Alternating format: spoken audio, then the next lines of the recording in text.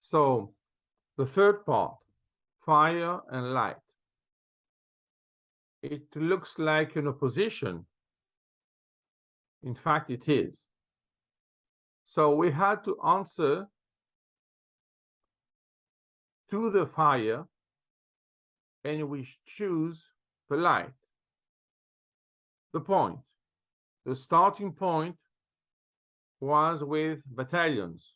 So our battalions were ready to fight, but at the same time, we had to liberate the old city before any ceasefire. And we had to do this without armor. So you see that after the answer, after the self-defense, the position was clear that something else was possible. So the idea was at the level of the United Nations to get a ceasefire. But if you stop the war, the small war, at that time, the result will be just again the same thing. So the idea in Israel was what? Just continue the counterattack until a result which is different from the past to get something which is irreversible. And after that, if you want, okay, for a ceasefire, because the position has changed.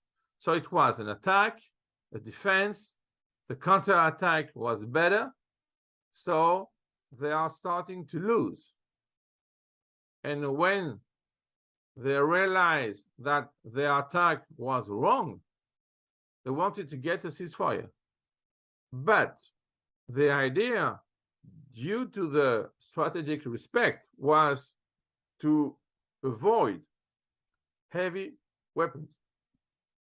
We used only paratroopers to avoid any damage to the old city. Very important point. So imagine special forces of that kind. This was another proof of our strategic respect. Because our faith forced our moves. Due to the faith, it's impossible to have many damage, severe damages. Nobody had planned the total liberation. It was something due to serendipity. It happened with time. Time is with us when we are with it. We can get a result. Time was with us, and it was sufficient to make the difference. Our enemies made their own destruction after the double failure of their attack against us. We didn't have any alternative. Why? The explanation. It's about the genocide. Our defeat would have meant our annihilation. But this wasn't possible because we made the promise, never again. So you remember that, never again. So the light had to be again in the old city as it was in the past.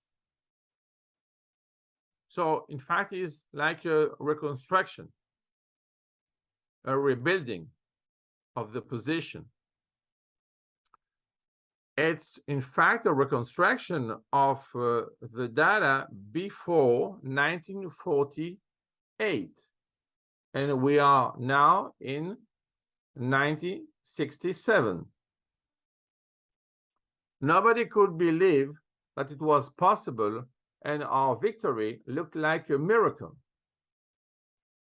But the miracle was made by our faith. The book, we are talking about the Testament.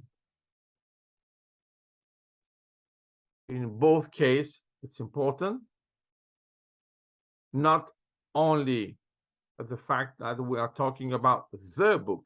The book had to continue living. The memory of the future had to lie. And we did it. So the result was the liberation.